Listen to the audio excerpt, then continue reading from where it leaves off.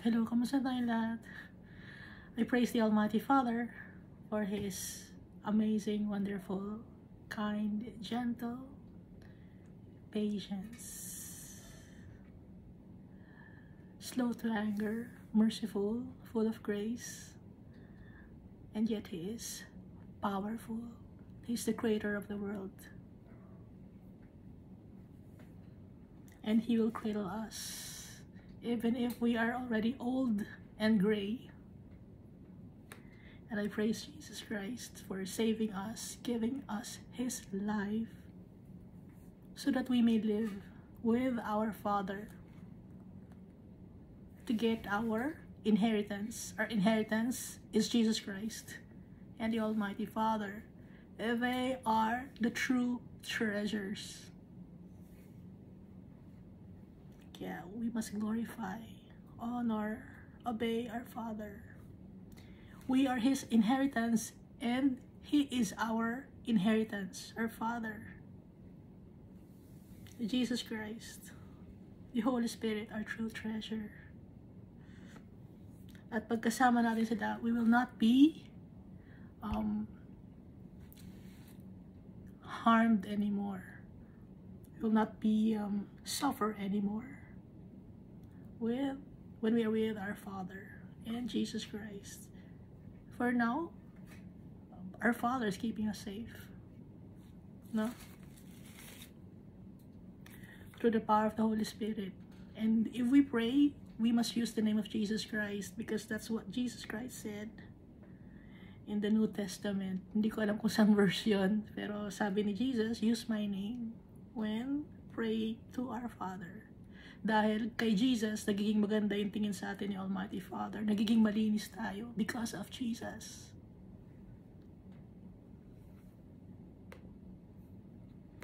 Last time we read Jeremiah chapter 9, no? Mukha akong ano, no? Yung sa photo booth. Nalapansin ko na parang ako nasa photo booth lagi. Jeremiah chapter 9, no? Natong si Jeremiah, he was weeping. Naawa siya sa mga tao. No, kung may lugar lang siya na mapupuntahan para iwan yung mga tao dahil ayaw niyang makita yung mga kasalanan ng mga tao na pinagagagawa. Lahat ay adulterers. Lahat ay they betray people. Pag nagnakaw ka, you betray your brethren. Pag nanloko ka, nagsinungaling ka, you're betraying people. Yung adultery, hindi lang yun yung pakikipag sama sa hindi mo asawa, kundi yun din yung pag gumagawa tayo ng kasalanan. Ang root word ng adultery, no? It's adult. No? Napansin niyo? At walang nagtitiwala sa kanyang mga brethren. Nakalagay dito sa Jeremiah chapter 9. At kung may nagtitiwala man, ang gagawin ng iba ay imamalign or papasinungalingan niya yung tao na nagmamalasakit sa kanyang kapwa-tao. Sisiraan niya, slandering. Susulsulan niya, hindi yan totoo, peke yan. Gumaganon yung mga tao. Kaya hindi na ngayon malaman ng tao kung ano ang totoo o hindi. Dahil lahat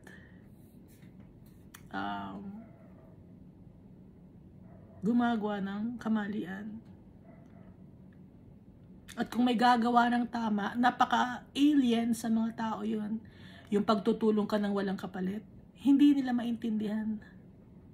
Hindi nila maintindihan na gano'n si Almighty Father. Hindi nila maintindihan yung gano'n na gawin dahil ang alam ng mga tao, laging may kapalit pag tutulong ka. Kaya ngayon, pag tumutulong ka, akala ng mga tao, may kapalit yan, may gusto sa'yo yan, gusto kang perahan yan, gusto kang gamitin yan, gusto kang pagnakawan yan, kumukuha lang yan ng tiyempo, oportunista yan. Ganon ang mga isip ng mga tao. Pag tumutulong ka na walang kapalit, dahil nga masama ang isip ng tao, dahil sila mismo, ganon ang ginagawa nila sa kanilang kapwa-tao. lahat ay sinungaling.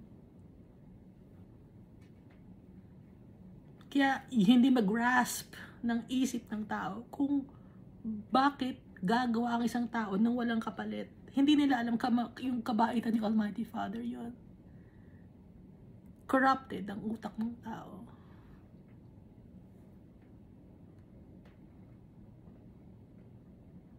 Malisyoso ang utak ng tao.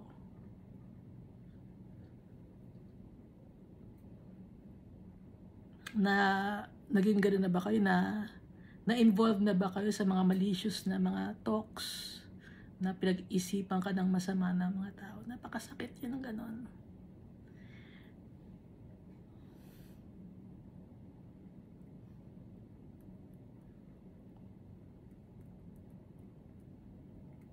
Pero gagawin natin yung pinag-uutos sa atin ni Almighty Father. Dahil yun ang tama. At huwag tayong gaganti. Dahil si Almighty Father, ang ating protector, siya ang mag-comfort sa atin. At kung i-control natin yung sarili natin, no? Through the power of the Holy Spirit, i-bless tayo ni Almighty Father. Give it all to the Almighty Father kung nasasaktan ka, no? Kasi we must accept also na kaya ka nasaktan, baka may nagawa ka rin mali. Tatanggapin natin yun. Akuin natin yun. Accountability. At matutuwa si Almighty Father nun sa atin. We must please our Almighty Father always. Because He is our Father. And He knows what is best for us.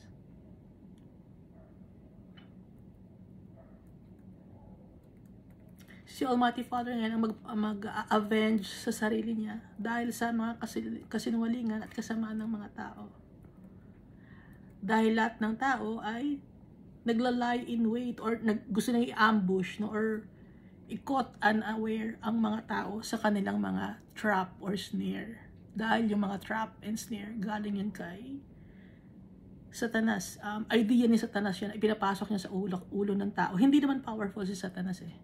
Ang ginagawa lang niya, binibigyan niya ng idea ang mga tao. At yung mga tao naman, sila ngayon ang gumagawa ng aksyon, yung mga tao. So, ang power ni Satanas, yung bibig niya, yung kanyang bulong, yung kanyang influence, yun ang power niya. Pero apart from that, yung apart sa pagsusulsul, dahil di ba unang-una siya ang nanulsul kay Eva.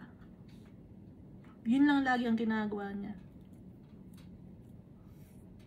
Kaya hindi siya powerful, ganun lang ginagawa niya. Ngayon kung tayo, makikinig tayo sa boses ni Almighty Father, hindi natin maririnig yung sulsul ng kasamaan, ng kadiliman.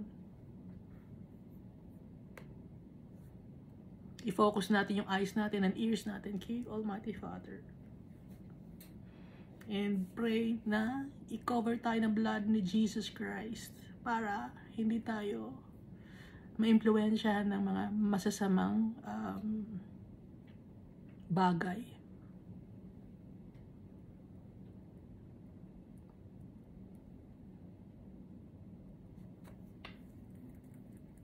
So, itong mga tao na nandito, na binabanggit ni Almighty Father, nagpa-influence sila kay Satanas. Kaya gumagawa sila ng kamalian.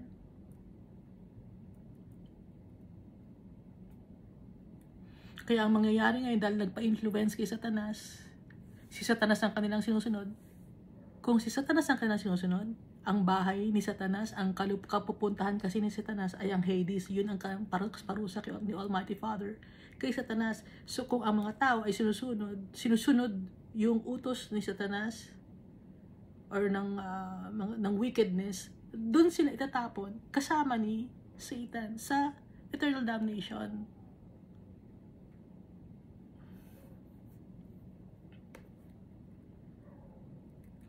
Kaya pag nilinis ni Almighty Father itong mundo na to, walang matitira, kokonti ang matitira. Bibigyan pa ni Almighty Father ng chance ang mankind. Pero konti na lang ang ititira dahil mas marami ang ma-harvest sa great harvest sa pagdating ni Jesus Christ. Marami ang magiging cadavers or carcasses sa bawat sulok ng mundo. Nakakalat. Dahil yon sa galit ni Almighty Father. Dumating na si Jesus Christ. Hindi man lang nakapag-prepare ang mga tao. Lagi silang binibigyan ng warning ni Almighty Father. Bigyan niya tayo ng Bible as a warning. Babasahin natin, hindi natin binabasa. Matitigas ang ulo ng mga tao. Kaya, yun ang kasasapitan ng mga tao. Sasabihin na, akala ko ba kind si Almighty Father? He is loving, He is merciful. Yes, He is. Pero dati ang oras na kailangan na matanggal ang kasalanan, ang kasamaan sa mundo. Kaya tatanggalan ni Almighty Father yung mga tao na gumagawa ng kasalbahihan o kasamaan.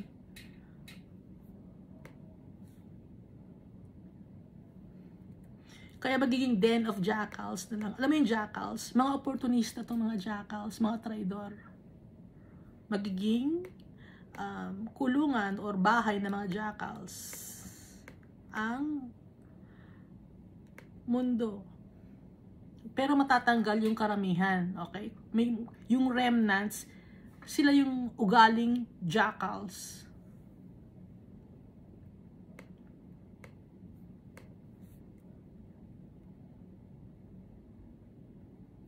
Alam niyo mga jackals, no? Pag walang tao, opportunista, pag walang nakatingin, magnanakaw, ganoon ang ugali ng mga jackals.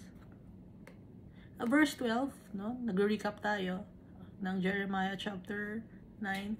Who is the wise man who may understand this, and who is he to whom the mouth of the Lord has spoken, that he may declare it? Sino bang matalino na tao o learned person ang makakaintindi ng mga sinasabi ni Almighty Father? And who is he to whom the mouth of the Lord has spoken, that he may declare it? Sino ba siya para ma-declare niya ang mga bagay na to, para ma-explain niya sa mga tao ang mga mangyayari? Kung bakit ang mundo ay magiging desolate, magiging wilderness, magiging barren land. At ang sabi ni Almighty Father, dahil sa hindi sinunod ng mga tao ang law. Alam niyo naman ang law, di ba? Yung law dito sa mundo, nakabase yon sa law ni Almighty Father. Di ba? Bawat country may law, do not murder. So sa galing yan, sino nagbigay ng do not murder? Si Almighty Father. Kaya lahat ng law naka-focus to kay Almighty Father, pero ang mga tao pilit na tinatanggal si Almighty Father at pinapervert ang justice.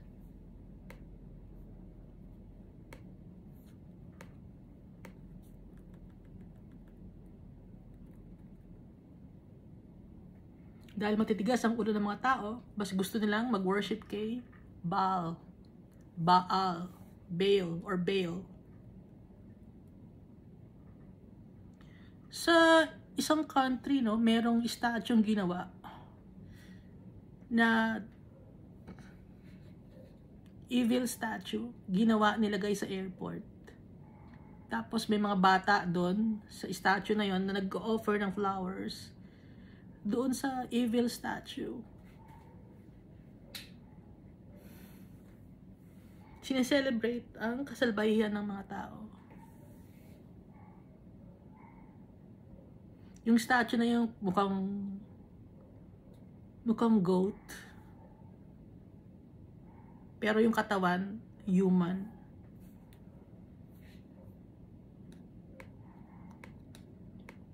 Isa yun sa mga representation ng ni Lucifer.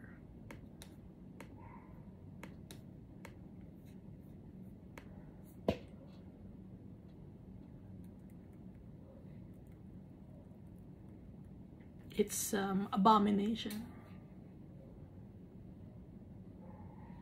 in the eyes of the Almighty Father. And so the Almighty Father will scatter the people in a land that they don't know.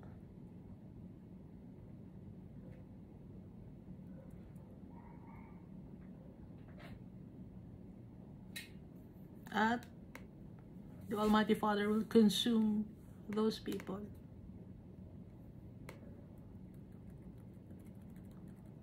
Kaya dapat we must mourn as early as now. Ask God for forgiveness. Be remorseful. Be repentant. Because we do not know the day or the hour on when Jesus will come back again. The second time around. Kasi the first time, when He was born. And then the second time, yung second coming of Jesus, He will be the judge. At pag dumating na si Jesus, igagather, mag-harvest na. Doon na lalabas yung galit ni Almighty Father. Utusan niya si Jesus Christ.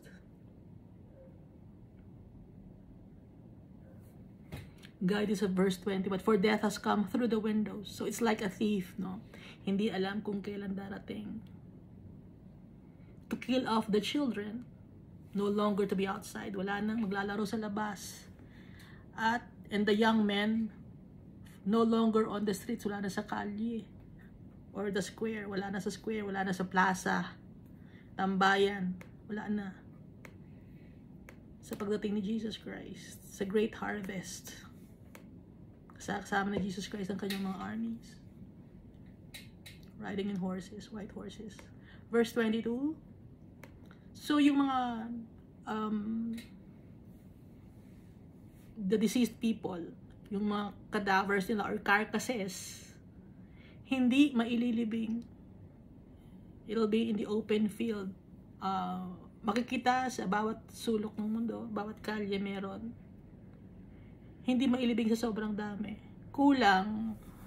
At yung kukuha ng tao para ilibing sila, kasama rin sa na-harvest, like cuttings after the harvester, no one shall gather them. Any age bracket, children, young men, adults, and old people. But then, those people who are followers of the Almighty Father, yung soul nila babalik kay Almighty Father. And yung mga tao naman na unbelievers, kasi sama-sama sila, no? Sama-sama. Yung mga unbelievers naman, eternal damnation naman ang pupuntahan. Naiintindihan din ninyo? So sa Great Harvest, halo-halo. Evil people and those who are followers of the Almighty Father.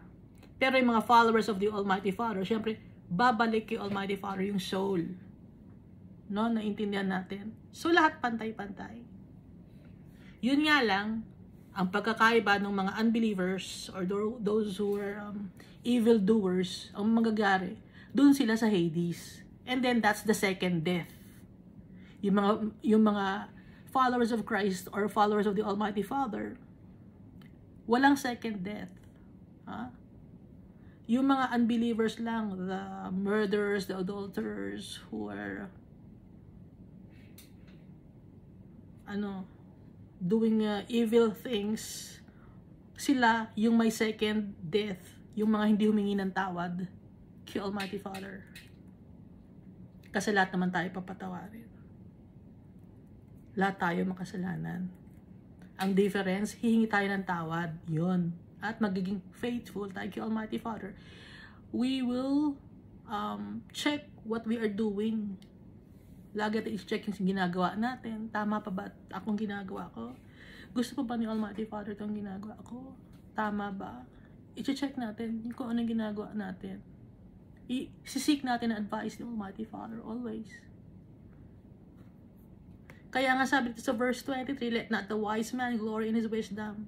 Dahil sa matalino ka, kaya ka masisave.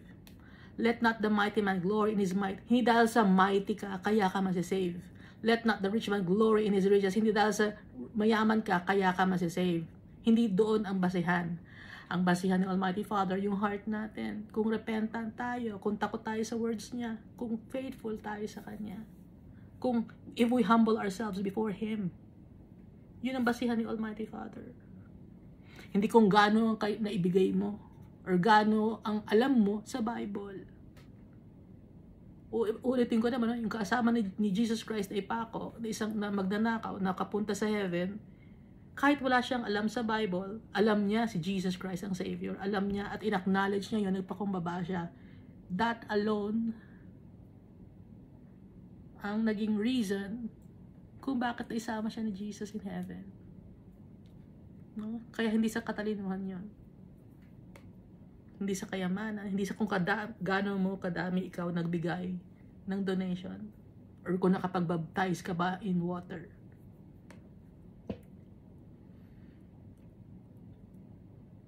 Verse 24, but let him glory in this, that he understands and know me.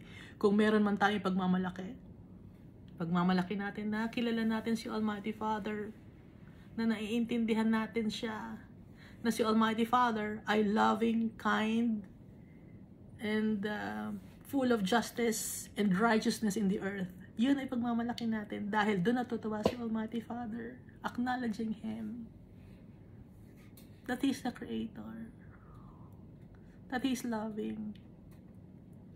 And so, the Almighty Father said that the days are coming, malapit ang tumating, na ipapunish niya ay mga circumcised and the uncircumcised. Yung mga circumcised, physically circumcised, and yet their hearts are not circumcised, or their hearts are dark. But then there are also uncircumcised physically, pero they have clean hearts because they acknowledge the Almighty Father. No? So, ang i-judge ni Almighty Father, yung paparusahan niya, yung circumcised physically, pero yung heart dark, at saka yung mga uncircumcised of the heart, yung hindi naliniwala sa Kanya.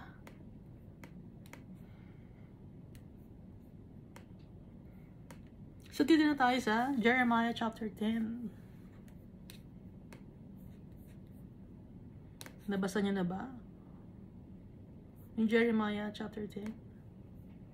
Inunahan niyo na ako. That's good.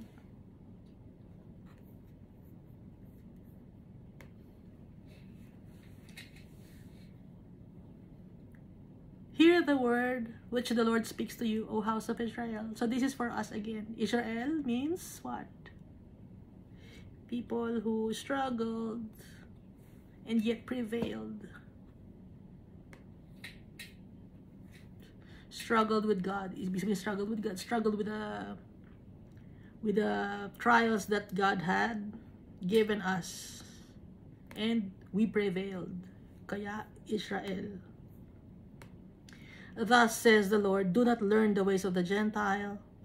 Do not be dismayed at the signs of heaven, for the Gentiles are dismayed at them. The Gentiles, meaning those who are not His children. No? Kasi, tayo, kahit Gentiles tayo, children na tayo ni Almighty Father. Anak na niya tayo. Kasi we acknowledge Him as our Father.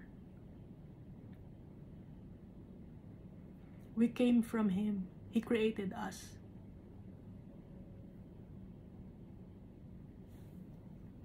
Nakalagay sa sinulat ni Paul, adopted sons and daughters na tayo. Kung adopted sons and daughters na tayo, meron din tayong part sa inheritance.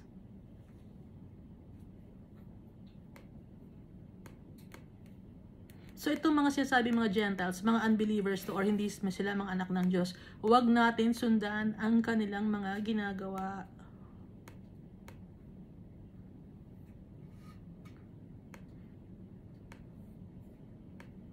Kasi yung mga tao na yun, they are discouraged or disheartened at the signs of heaven. For the Gentiles are dismayed at them. Nadidistress sila sa mga warnings. Tayo, hindi tayo madidistress or madidiscourage or intimidate sa mga warnings because we know ourselves. We know our Father.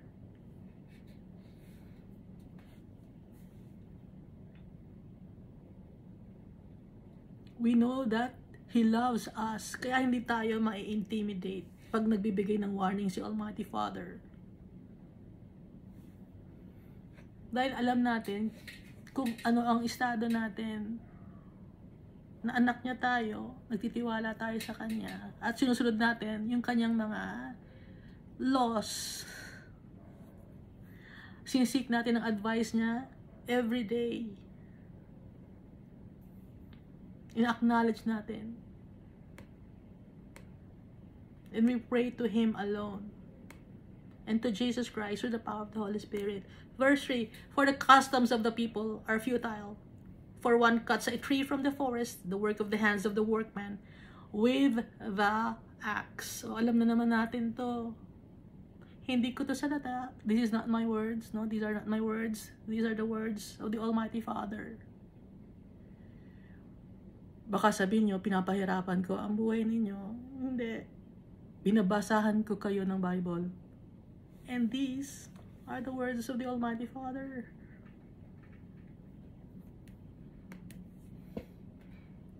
Again, this is all about idolatry. The statues that you worship. For one cuts a tree from the forest. Ito ang customs ng mga tao. Di ba sabi nyo, hindi, tradition na namin yan. Yan ay nakagistan namin. Yan, nakalagay sa Bible. Alam ni Almighty Father, sasabihin ninyo. Tradition namin yan, custom namin yan. Ayan, nakalagay. For the customs of the people are futile. Walang kwenta. Useless.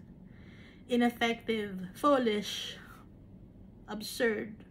Dahil ang isa ay magpuputol ng puno sa forest. The work of the hands of the workman with an axe. Gagamit ng axe, puputol ng puno. Bakit siya magpuputol ng puno? Hindi, gawa naman sa semento yung statue na inaano namin, na dinadasalan. Kahit pagawa sa ginto or sa silver. Yung pinaka-base kasi nun galing sa puno. No? Alam niyo bang paggawa nun? Verse 4, they decorate it with silver and gold. They fasten it with nails and hammers so that it will not topple. Anong gagawin nila? Dedekorasyonan nila ng silver and gold. So yung kahoy, no? Kukortihan ng may kamay, may katawan, may paa, may ulo. Tapos, kukuha kayo sila ng mga sheets of silver or gold. Pupukpukin. Silver-plated or gold-plated. Tapos, ili-layout nila dun sa katawan ng gagawin nilang image. At lalagyan ng nail and hammer para hindi mahuhulog, matumba.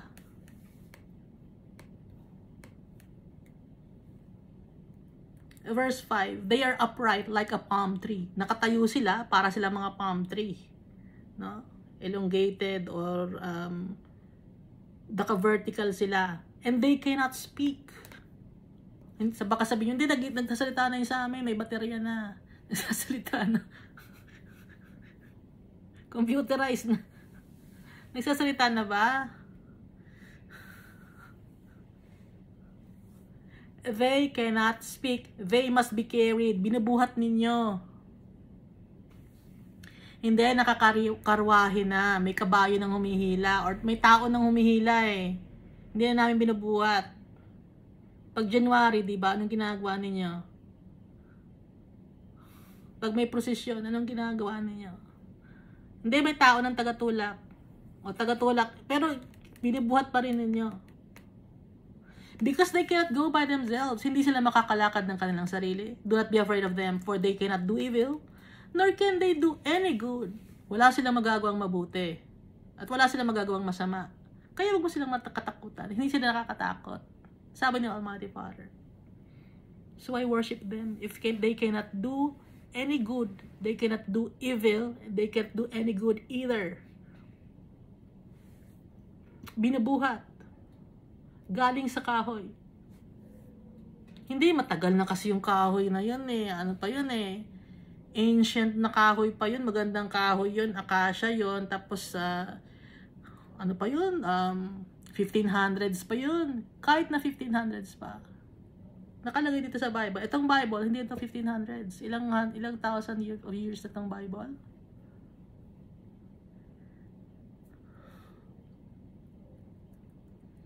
Kaya nga alam ni Almighty Father ang gagawin ng mga tao. Inunahan na ni Almighty Father. Advance ang isip ni Almighty Father.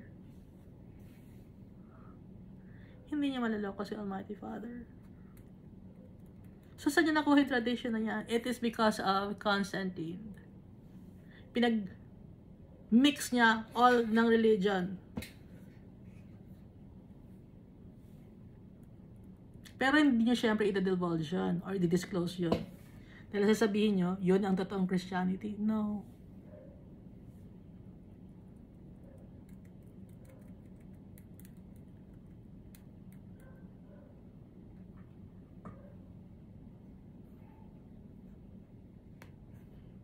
Verse 6. Inasmuch as there is none like you, O Lord, you are great and your name is great in might. Si Almighty Father, He is great. His name is great. Kaya walang katulad si Almighty Father. Hindi nyo maihahalin tulad sa isang statue. Si Jesus Christ, hindi nyo mailalagay sa isang statue.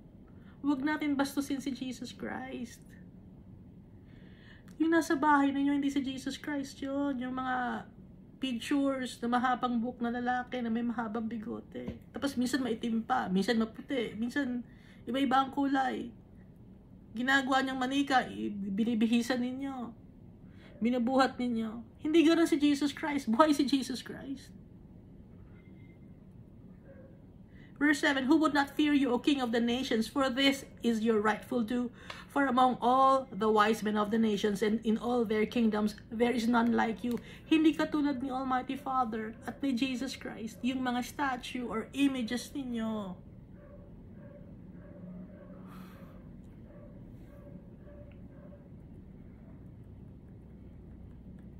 Hindi nakakapagsalita yun, hindi nakakapaglakad, hindi makakagawa ng kasamaan, hindi rin makakagawa ng kabutihan dahil hindi nga nagsasalita. Ngayon, gagawa kayo ngayon na nagsasalita.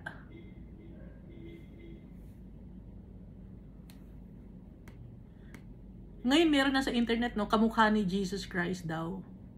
Mukha daw ni Jesus Christ, tas nagsasalita. AI ang ginamit na program. Hindi pa rin yun. Iba pa rin yun. Manipulated pa rin ang tao yun. Iba ang Holy Spirit. Kaya marami ang maloloko pagdating ng panahon sa Great Harvest na even the faithful followers of Christ maloloko din. Kung yung gamot nga, naloko kayo, di ba? Nung nilagyan kayo ng gamot. Ito pa kaya yung time na darating na si Jesus Christ? Magpapaloko pa ba kayo?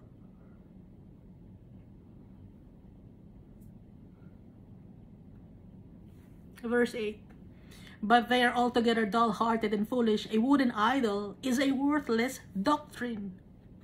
Salita ko ba to? Hindi. Hindi ko gustong pahirapan ang buhay ninyo. Hindi ko gustong tanggalin yung tradition ninyo dahil buhay nyo yan. Pero si Almighty Father, siya ang nag-uutos, ang Creator ang nag-uutos, ang gumawa sa atin, ang may-ari ng buhay natin, may-ari ng katawan natin at kaluluwa natin. Siya ang nagsabi nito. Dull-hearted and foolish, silly, lack of intelligence, and their hearts are unclean. They worship and pray to a worthless doctrine. Walang kwenta, unprofitable. Sayang ang oras. Imbis na sana yung pipray ninyo, ginagamit yung oras na yun sa pagpipray namin sa mga wooden images. Magpipray kayo kay Almighty Father directly to Him. Anywhere.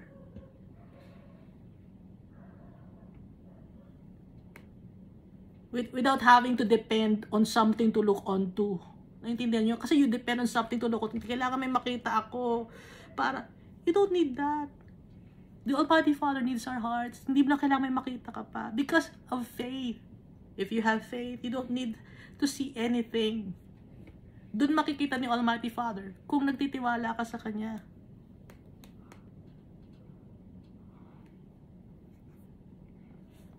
Meaningless doctrine, meaningless teaching, meaningless belief, meaningless tradition. A wooden idol. Silver is beaten into plates. O, gaya binanggit natin, yung silver, pipit-pitin. It is brought from Tarshish, from a faraway land pa, yung silver. And gold from Uphaz. Malayo ding lugar ito. Yung Upas. Saan nga ba itong Upas? Upas means pure gold or gold of Phasis or Pison. Pure gold pa, the work of the craftsman, gawa ng artisan. And of the hands of the metalsmith, gawa ng tao. Metalsmith, handcraftsman. Blue and purple are their clothing. They are all the work of skillful men. Pati yung damit, mananahi. Gagawa, tatahian ng kulay blue, or purple, or red, or green, yellow. Dinatahian pa ng damit, ginawang parang, ano ba yun, laruan pa yun? Manika ba yun? Tapos pasasayaw-sayawin niya pa. Sumasayaw. Ginaganon-ganon ninyo. Hindi gano'n si Almighty Father. But hindi gano'n si Jesus Christ. Binabastos ninyo. Hindi niyo naiisip yun na binabastos ninyo. Kasi yun ang tradition ninyo. Yung nakasanayan. Turo ng mga ancestors na mali. Hindi ba pwedeng tanggalin ninyo yun? At i-focus natin ang eyes natin kay Jesus at kay Almighty Father sa Holy Spirit.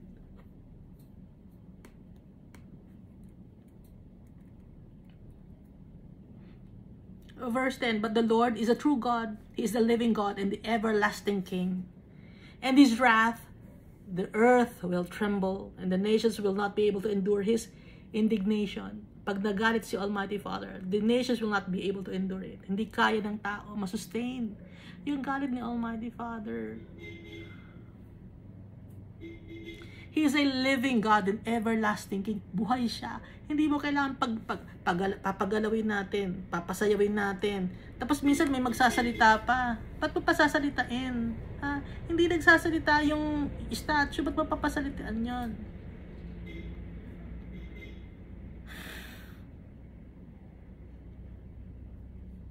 Ay, kamusta ka na? Ganun mo siya.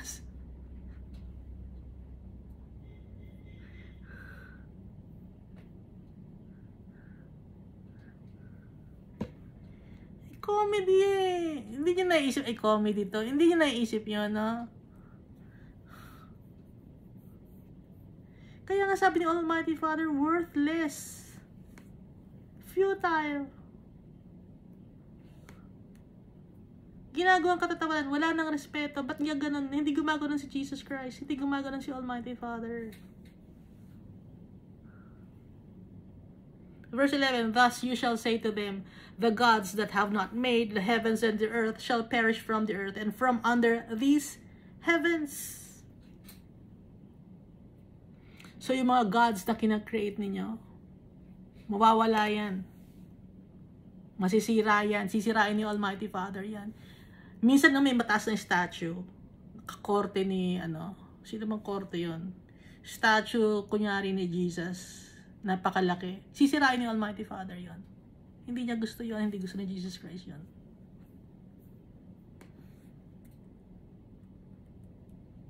Antay lang.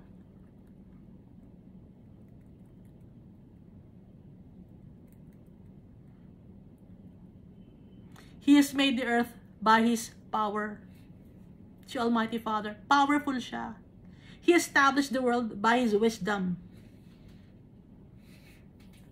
and has stretched out the heavens at His discretion.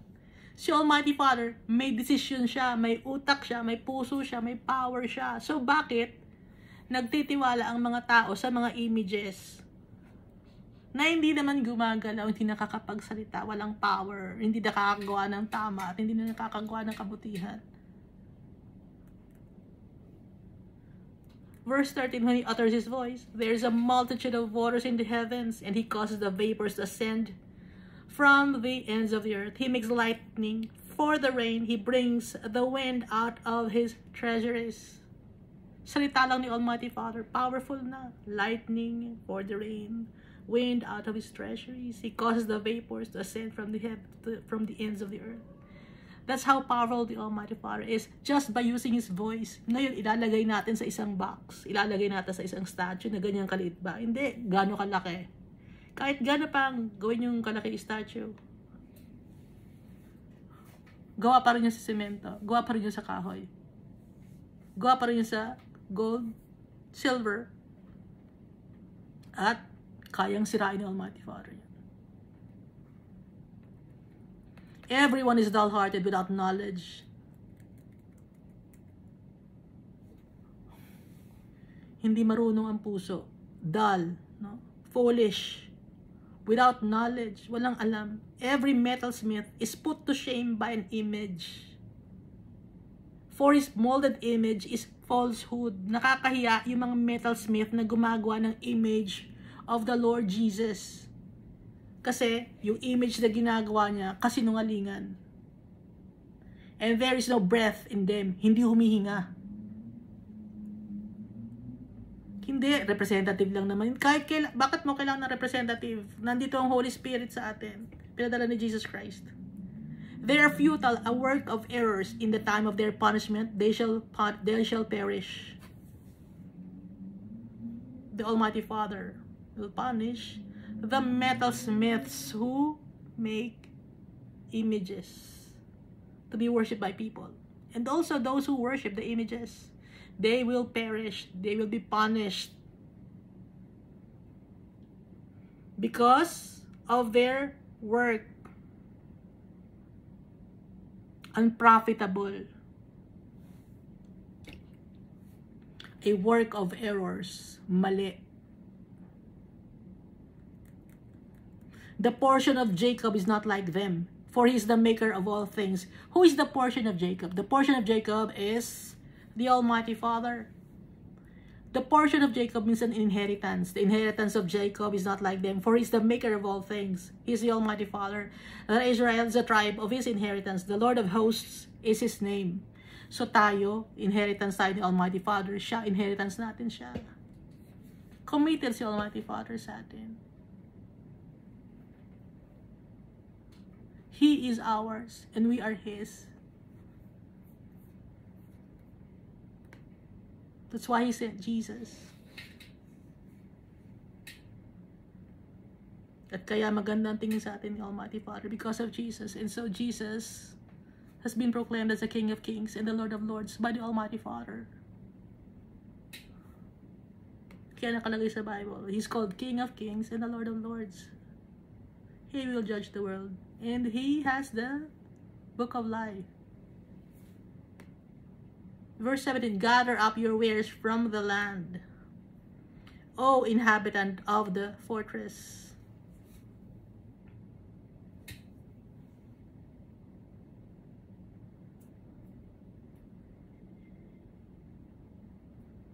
Ipunin nyo na kung anong meron kayo dito sa mundo. Mga naninirahan sa fortress or sa citadel. For thus says the Lord, behold, I will throw out at this time the inhabitants of the land and will distress them, that they may find it so. So, the Almighty Father will punish the people. Baka itanong niya, bakit puro punishment? Puro punishment ang binabasa ni Iska. It's the word of the Lord. Kaya puro punishment, dahil puro tayo kasalanan.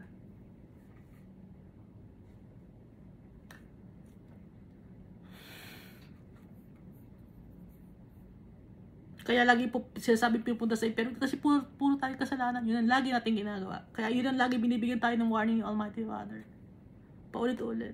Kasi ang pagdating ni Jesus Christ, for the second time, isang beses lang yun. Kaya ngayon pa lang, binibigyan na tayo ng warning, ang daming warning, madaming warning, sobrang daming warning.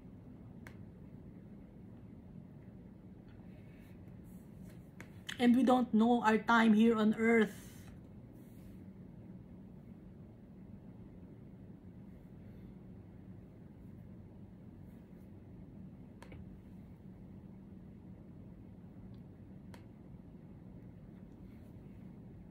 Kaya binibigyan tayo ng warning ni Almighty Father para yung soul natin mapunta sa Kanya, makabalik sa Kanya.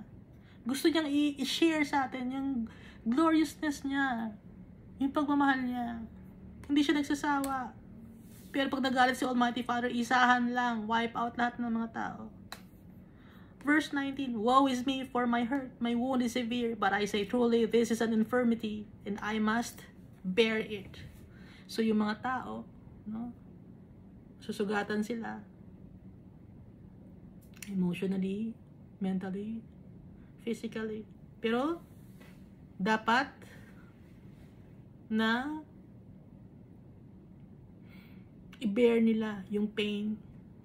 I-bear natin, akuin natin yung pain. Kasi accountable tayo sa lahat ng ating ginagawa. It's the result of our sins. Tuturuan tayo ni Almighty Father. Verse 20, my tent is plundered and all my cords are broken. My children have gone from me and they are no more. There's no one to pitch my tent anymore or set up my curtains. So people will feel they are alone and neglected and rejected.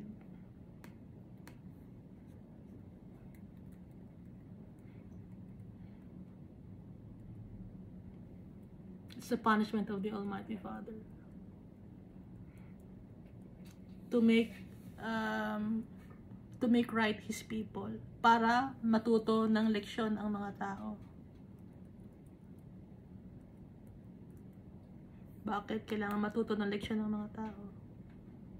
Hindi kaya ng mga shepherds. Hindi kaya ng mga pastors, ng mga preachers. Bakit? Verse 21, for the shepherds have become dull-hearted too, and have not sought the Lord, therefore they shall not prosper, and all their flocks shall be scattered.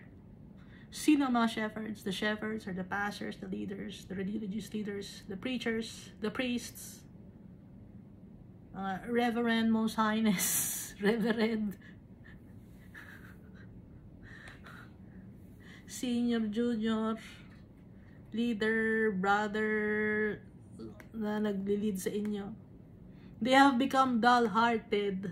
Ano ba yung dull-hearted? Hindi marunong yung puso. Naging madumi. Iba ang nasa isip. Iba ang focus. And have not sought the Lord. Hindi hinihingi ng advice kay Almighty Father. Their hearts are not right with the Almighty Father. If you are not seeking the advice of the Almighty Father, you're committing sin. Therefore, they shall not prosper. Hindi sila magiging prosper. Ang mga religious leaders, they will not thrive, they will not succeed, they will not advance or progress in helping the people. Kasi they themselves are dull-hearted, for they did not sought the Lord. Lahat selfish. Pati mga religious leaders, selfish.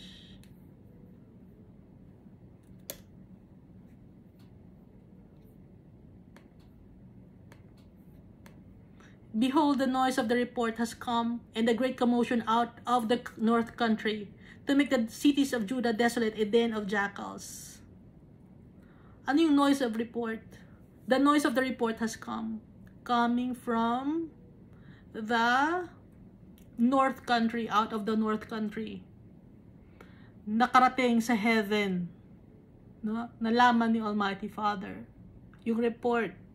Kaya nagkaroon ng great commotion out of the north country. Hanggang langit umabot yung kasalanan ng mga tao sa sobrang dami. Nagpatong-patong na. Kaya from the north country, desolation will be imminent on earth. North country means heaven, to make the cities of Judah desolate, a den of jackals. Cities of Judah, ibig sabihin nations on earth. Lahat ng nations, lahat ng country. Hindi lang isang country to. The world. Kasi buong mundo, makasalanan. So, ang mangyayari sa land, magiging den of jackals. No? Kasi mga jackals, ulitin natin, traitors, greedy, selfish, opportunistic, and cowards. Lumalabas lang ang mga jackals kapag walang mga nakakakita. At hindi sila nakikipag-away, hindi sila nakikipag-agawan dahil alam nilang matatalo sila. Ganun ang ugali ng mga jackals. Verse 23, O Lord, I know the way of man is not in himself. It is not in man who walks to direct his own steps. So, ang ibig sabihin na to, ang tao, hindi tayo dapat sumusunod sa kung ano ang gusto natin. Dapat ang susundin natin, si Almighty Father. Hindi yung will natin ang masunod, kundi ang will ni Almighty Father. It is not in man who walks to direct his own steps. Hindi natin dapat tayo ang direktor or pursue kung ano ang gusto nating lakad sa buhay. Hindi dapat ganun dahil lahat ng lakad kasi ng tao sa buhay, puro distraction ang gusto natin. Napapahamak tayo. Kaya ang way of man, mali lagi. Kaya ang susunod nating way, yung way ni Jesus. Jesus is the way, the truth, and the life. Kaya siya ang susundin natin. Dahil siya nagtuturo sa ating Almighty Father, ang ating Savior, Jesus Christ. No? So Jesus is the way, the truth, and the life. John chapter 14, verse 6. O Lord, correct me, but with justice, not in your anger, lest you bring me to nothing. Lord, turuan mo ko. Pero, wag mo akong husgahan. Kasi, sa iyong anger, sa galit mo, mapiperish ako. Matutupok ako. Ito ay, sabi ni Jeremiah, magpapakumbaba. So, tayo magpapakumbaba din.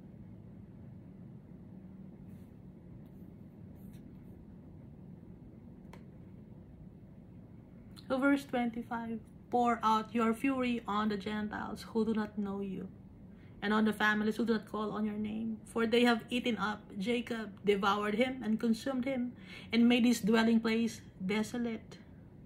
Sino ba si Jacob dito? Si Jacob, anak ni Almighty Father. Tayo, anak na ni Almighty Father. So, sino yung mga nag-ano sa atin, na nakit sa atin, yung mga taong ginagawan tayo ng kasamaan dahil pinapersecute nila tayo, or minamaligne nila tayo, dahil gumagawa tayo ng naayon sa gusto ni Almighty Father tsaka ni Jesus Christ. Ibibigay natin yung kay Almighty Father sila.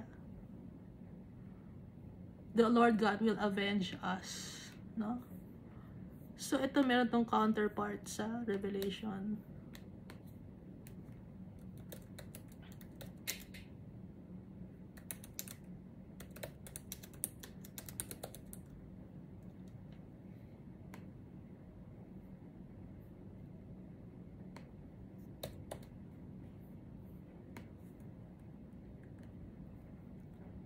So, ito ay makikita sa Revelation chapter 6.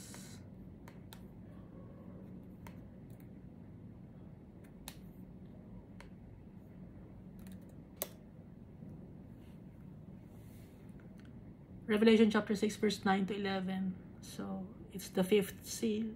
When he opened the fifth seal, I saw under the altar the souls of those who had been slain for the word of God and for the testimony which they held.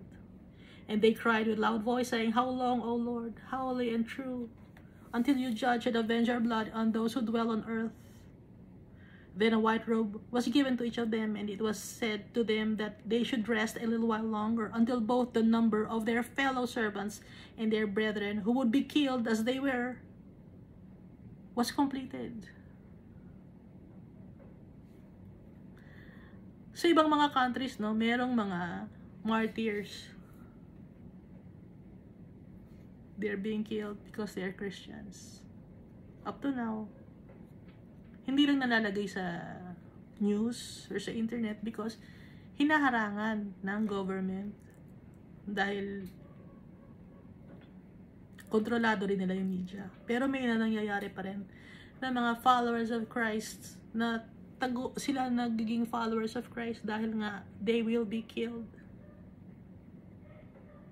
Kaya ang sabi dito, and it was said to them that they should rest a little while longer until both the number of their fellow servants and their brethren who would be killed as they were was completed. Handa ba tayo?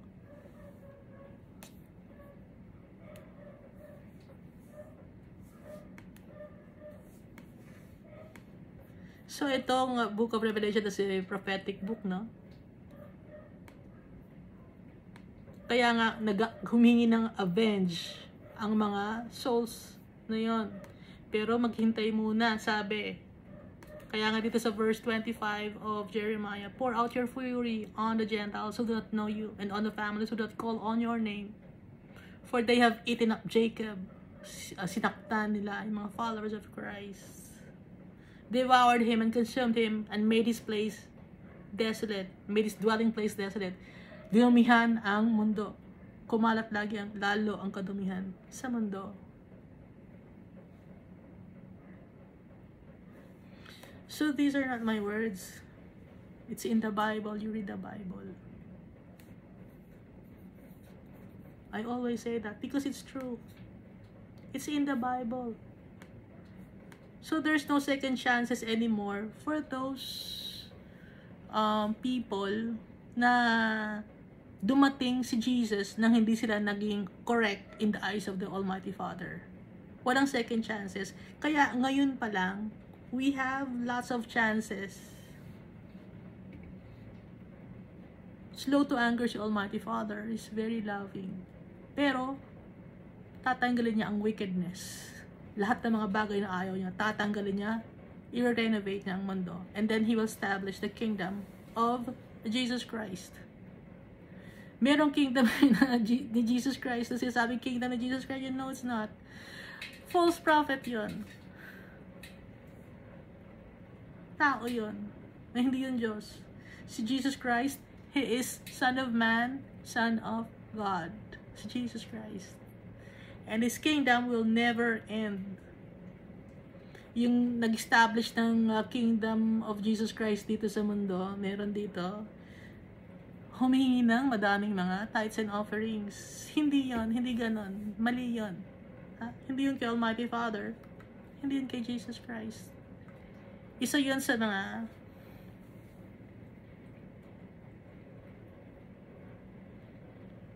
demonic possession yun eh. Using the name of Jesus Christ para yung mga tao magalit kay Jesus Christ, magalit kay Almighty Father. Ginagamit siya ni Satan.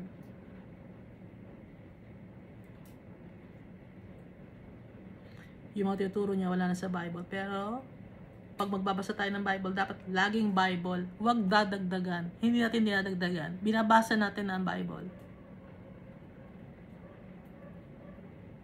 Ang nakalagay dito, dito sa Jeremiah chapter 10, tungkol sa mga idols na sinasamba. Meron ba kayong mga idols na sinasamba?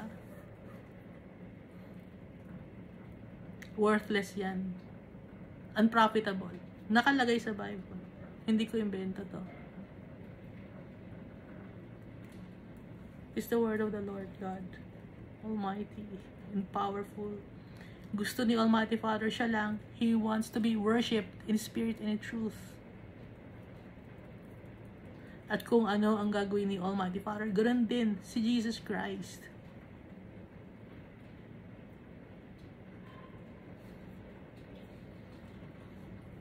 So, lagi tayong magbabasa.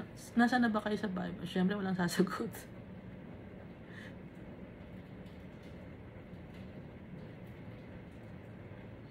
Alam naman natin na ngayon kung ano ang gusto ni Almighty Father, ano ang nire-require sa atin. Mahirap ba yung requirements?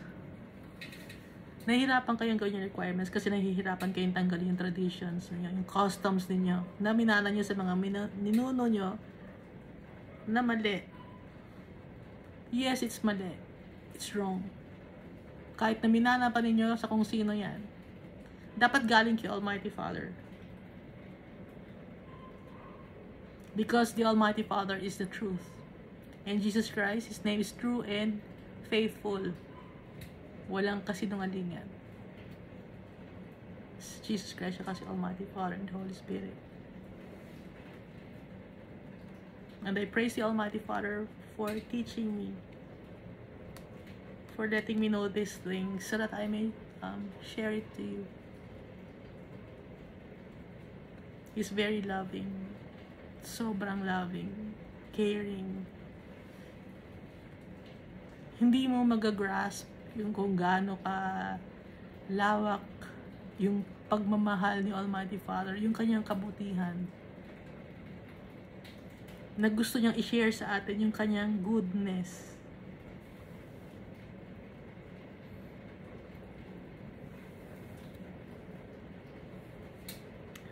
Lagi tayong mag-pray and read the Bible. Don't forget, every day, and pray using your own words.